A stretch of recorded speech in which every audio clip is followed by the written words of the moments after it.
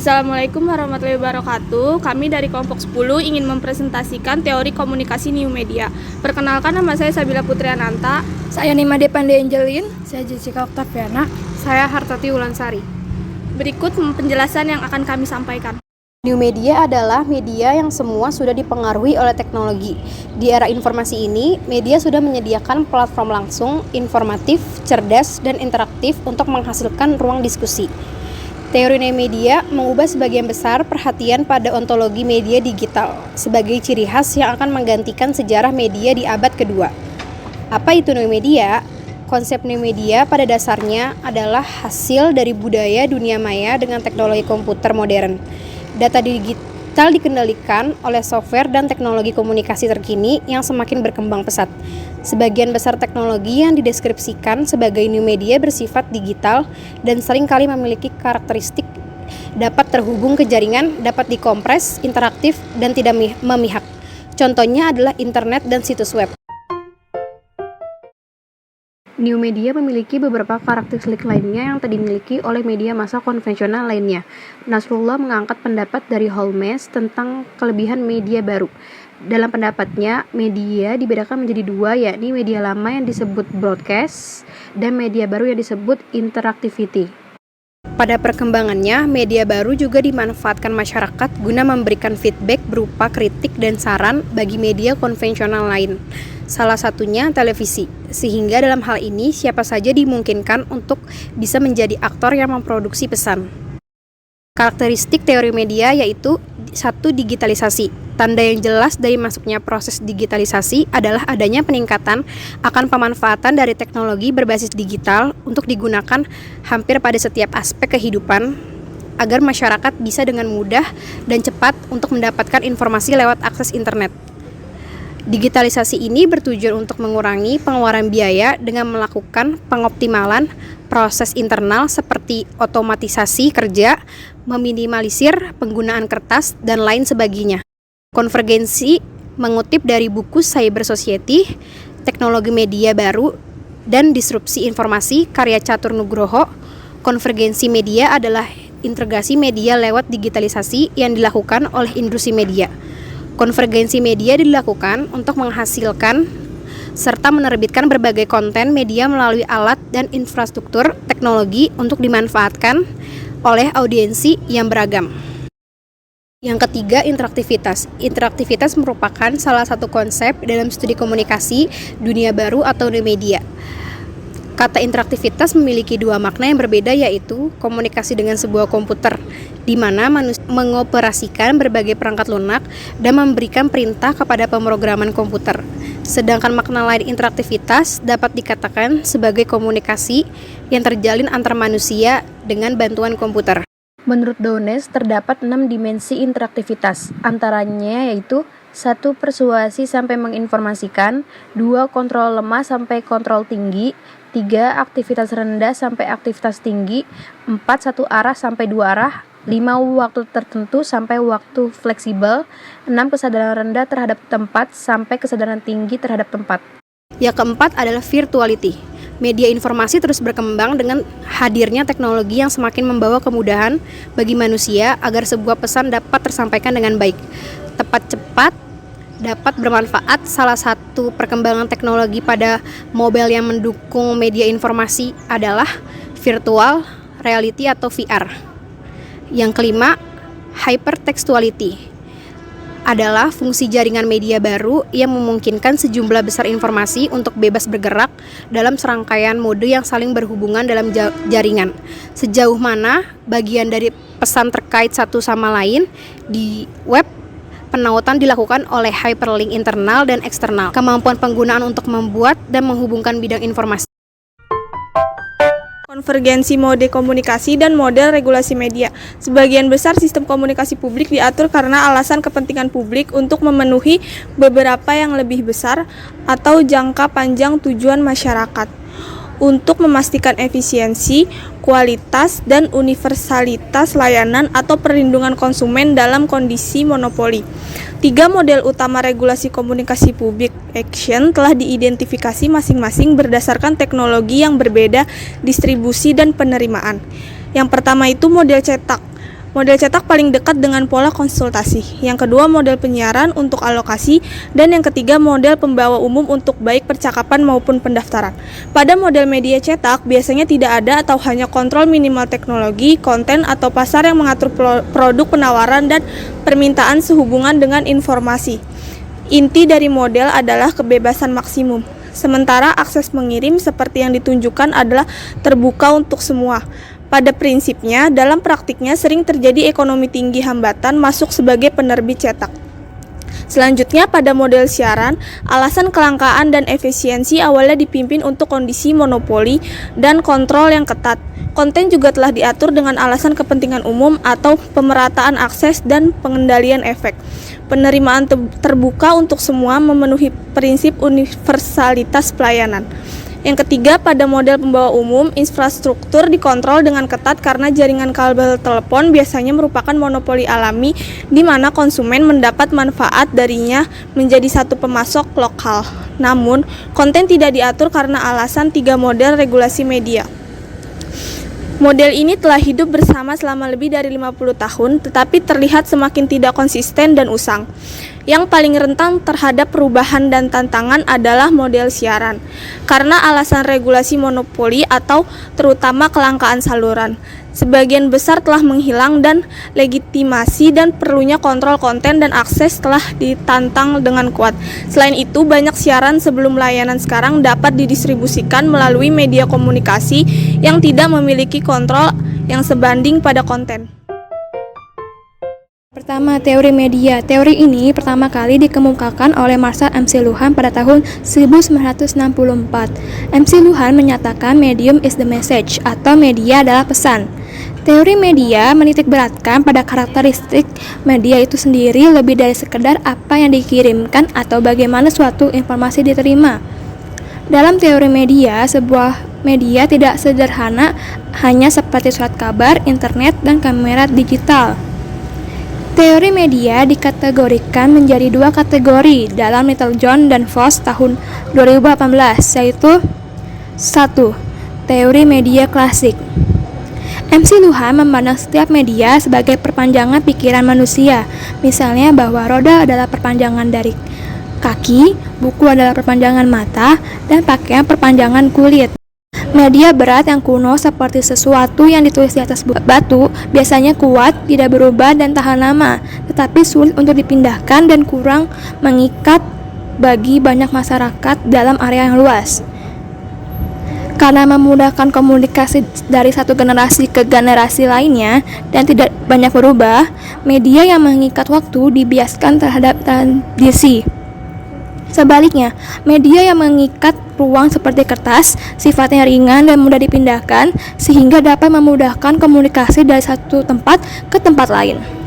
2. Teori media baru. Tokoh teori ini adalah Mark Foster pada tahun 1990 yang meluncurkan buku besarnya The Second Media Age yang menandai periode baru di mana teknologi interaktif dan komunikasi jaringan, khususnya dunia maya, akan mengubah masyarakat. Gagasan ini menandai perubahan yang penting dalam teori media. Kekuatan media dalam dan dari media itu sendiri kembali menjadi fokus, termasuk sebuah minat baru dalam karakteristik penyebaran dan penyiaran media. Era media yang pertama digambarkan oleh 1. Sentralisasi produksi. 1 menjadi banyak. 2. Komunikasi satu arah. 3. Kendali situasi untuk sebagian besar. 4. Reproduksi stratifikasi sosial dan perbedaan melalui media. 5. Audiens massa yang terpecah. 6. Pembentukan kesadaran sosial. Era media kedua sebaliknya yang dapat digambarkan sebagai berikut. 1. Desentralisasi. 2. Dua arah. 3. Di luar kendali situasi. 4. Demokratisasi. 5. Mengangkat kesadaran individu. Dan 6. Orientasi individu. Ada 2 pandangan yang dominan tentang perbedaan antara era media pertama dengan penekanannya pada penyiaran dan era media kedua dengan penekanannya pada jaringan. Kedua pandangan tersebut adalah pendekatan interaksi sosial atau social interaction dan pendekatan integrasi sosial, social integration. Pendekatan interaksi sosial membedakan manusia menurut seberapa dekat media dengan model interaksi tatap muka. Bentuk media penyiaran yang lebih lama dikatakan lebih menekankan pada penyebaran informasi yang mengurangi peluang adanya interaksi. Media tersebut dianggap sebagai media informasional dan karenanya menjadi mediasi realitas bagi konsumen. Sebaliknya, media baru lebih interaktif dan menciptakan sebuah pemahaman baru tentang komunikasi pribadi. Teori kehadiran sosial atau social presence theory. Teori ini dikembangkan oleh John Short, Adrian William, dan Bruce Christie. Teori ini telah mempengaruhi banyak penelitian mengenai fenomena berkomunikasi melalui media komputer. Dalam teori kehadiran sosial dijelaskan bahwa komunikasi menjadi efektif bila memiliki media yang sesuai dengan keterlibatan komunikasi yang dibutuhkan. Teori ini juga menjelaskan bahwa media tatap muka dianggap memiliki kehadiran yang tinggi, sedangkan media teks memiliki tingkat kehadiran yang rendah. Dalam teori ini menjelaskan bahwa kehadiran dapat dikategorikan menjadi 3 tipe, yaitu 1. Kehadiran fisik. Dalam tipe ini menjelaskan bahwa kehadiran dapat terjadi di mana teknologi yang digunakan tidak disadari oleh para pengguna. Kehadiran juga terjadi ketika pengguna merasakan kehadiran diri pengguna lain melalui objek fisik diciptakan secara buatan oleh teknologi. Interaksi fisik yang terjadi antara satu pengguna dan pengguna lainnya berjalan dengan sendirinya dan terasa nyata. Contohnya, pengalaman fisik yang terjadi ketika bermain tenis menggunakan Nintendo Wii. Pengguna akan merasa nyata kalau dirinya memukul bola tenis. Padahal yang sesungguhnya terjadi adalah pengguna melupakan bahwa pengalaman fisik tersebut dimediasi melalui Nintendo Wii tersebut. 2. Kehadiran sosial. Dalam tipe ini dijelaskan bahwa kehadiran diri terjadi di saat suatu objek memberikan dampak terhadap objek lainnya melalui teknologi yang digunakan, tanpa diketahui oleh objek itu sendiri. Kehadiran diri terjadi di saat suatu pengguna mulai berinteraksi dengan media baru. Contohnya adalah chat room di mana orang-orang dapat merasa bahwa sedang melakukan komunikasi secara langsung. Namun yang sesungguhnya terjadi adalah device yang menjadi perantara mereka. 3. Kehadiran individu. Dalam tipe ini dijelaskan bahwa individu dari pengguna teknologi menunjukkan dirinya melalui objek buatan teknologi itu sendiri, di mana individu pengguna teknologi memberikan identifikasi yang sesuai dan sangat mencerminkan dirinya. Hal tersebut tentu terjadi dengan adanya teknologi sebagai alat mediasi di dunia virtual. Objek-objek buatan teknologi itu bisa saja dalam bentuk ikon atau yang lainnya yang bersifat visual bagi pengguna teknologi lainnya. Contohnya profile picture yang biasa digunakan oleh suatu akun dalam media sosial. Yang ketiga, network teori atau teori jaringan. Berkaitan dengan produksi komunikasi dan informasi dalam media baru, digunakan analisis network teori. Dalam ilmu komputer dan jaringan, yang dimaksud dengan teori jaringan adalah studi tentang grafik sebagai representasi hubungan simetris atau hubungan asimetris antara objek diskret. Teori jaringan memiliki aplikasi di banyak disiplin ilmu termasuk World Wide Web, internet, jaringan sosial, dan lain-lain. Teori jaringan terdiri dari sekumpulan ide yang telah disumbangkan oleh banyak peneliti jaringan adalah struktur sosial yang diciptakan oleh komunikasi di antara individu dan kelompok. Saat orang berkomunikasi dengan orang lain, tautan dibuat. Ini adalah jalur komunikasi dalam sebuah organisasi. Beberapa di antaranya ditentukan oleh aturan organisasi seperti struktur birokrasi yang dianjurkan oleh Weber dan merupakan jaringan formal, tetapi saluran ini hanya menggunakan sebagai dari struktur organisasi. Sebaliknya, jaringan yang muncul adalah saluran informal yang dibangun bukan oleh peraturan formal. Suatu organisasi tetapi oleh kontak harian yang teratur di antara para anggota. Peneliti jaringan telah melihat banyak variabel yang terkait dengan keterhubungan individu dalam jaringan. Peneliti juga menganalisis kualitas tertentu dari hubungan di antara orang-orang. Misalnya, tautan bisa langsung yang melibatkan tautan langsung antara dua orang atau tidak langsung. Dalam hal ini, dua orang terhubung melalui orang ketiga. Jumlah hubungan antara Anda dan orang lain disebut derajat. Pemisah teori jaringan membantu menjelaskan bagaimana organisasi dibangun dari koneksi di antara berbagai simpul. Dalam organisasi, fokus teori ini adalah pada hubungan yang muncul melalui interaksi dan bagaimana hubungan tersebut menyusun dan mengatur pekerjaan suatu organisasi. Yang keempat ada social contraction of technology. Teori atau konsep Scott berawal dari penjelasan Trevor Finch and Bichker dalam The Social Contraction of Fact and Artifact, or How the Sociology of Science and the Sociology of Technology Might Benefit Each Other. Scott merupakan suatu bagian penting dari kajian terhadap ilmu pengetahuan dan teknologi yang berusaha melakukan analisa teknologi sebagai hasil bentukan sosial atau social shaping of technology.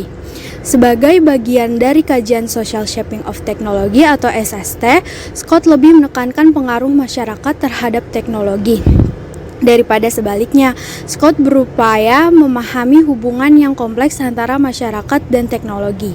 Konsep dasar Scott menyatakan bahwa desain teknologi merupakan suatu proses terbuka di mana kondisi sosial selama tahap pengembangan memiliki peran dalam menentukan desain akhir. Kondisi sosial yang berbeda-beda selama proses pengembangan desain berpeluang menghasilkan desain akhir yang berbeda-beda. Finch and Bichker tahun 1984 membagi kajian teknologi studies menjadi 3 bagian, yaitu Innovation Studies, History of Technology, dan Sociology of Technology. Pendekatan Innovation Studies dan History of Technology cenderung melihat perkembangan teknologi secara linear melalui kajian empirik terhadap teknologi yang berhasil saja. Sementara Sociology of Technology menawarkan suatu perspektif bahwa keberhasilan dan kegagalan suatu teknologi merupakan hasil interaksi sosial di tempat teknologi itu berkembang. Pendekatan terakhir inilah yang kemudian memberikan jalan bagi munculnya konsep Scott. Bichker tahun 1995 kemudian menambahkan satu konsep tambahan berupa technological frame sebagai suatu struktur yang membatasi dan mendorong tindakan tertentu terhadap teknologi yang terkait. Yang kelima adalah Media Richness Theory. Media Richness Theory atau teori kekayaan media yang disingkat MRT ini diperkenalkan pada tahun 1987 oleh Richard L. Duff dan Robert H. Lengel sebagai perluasan dari teori kontingensi dan pengolahan informasi sosial yang mengacu pada teori pemrosesan informasi sebagai landasan teoritis Milk-Galbraith 1977. Teori kekayaan media pada awalnya dikembangkan untuk mengembangkan dan mengevaluasi media komunikasi yang digunakan dalam organisasi. Duff dan Lengel berupaya membantu organisasi untuk mengatasi masalah komunikasi seperti pesan yang tidak jelas dan membingungkan atau interpretasi pesan yang saling bertentangan. Lebih jelasnya, teori kekayaan media ini merupakan kerangka yang digunakan untuk menggambarkan kemampuan media komunikasi untuk memproduksi informasi yang muncul. Tingkat kekayaan media ini ditentukan oleh beberapa faktor sebagai berikut. Yang pertama itu adalah kemampuan feedback atau feedback capability. Kemampuan untuk memfasilitasi umpan balik atau feedback yang segera dan cepat atau ada tidaknya respon langsung. Yang kedua itu adalah kemampuan untuk menangani tanda-tanda informasi pada saat bersamaan. Tidak hanya informasi yang secara verbal saja yang disampaikan, namun juga informasi bersifat non-verbal atau seperti ekspresi wajah, gerak tubuh, dan lain-lain. Yang ketiga itu ada kemampuan dalam variasi bahasa, kemampuan untuk memfasilitasi pembicaraan termasuk beberapa bahasa yang natural dan alami agar bisa dipahami oleh penerima pesan. Yang keempat itu ada kemampuan untuk membangun fokus personal pada sumber kemampuan media untuk mengantarkan perasaan personal dan emosi dari pihak-pihak yang berkomunikasi. Dan penjelasan dari kelompok kami, kurang lebihnya mohon maaf. Wassalamualaikum warahmatullahi wabarakatuh.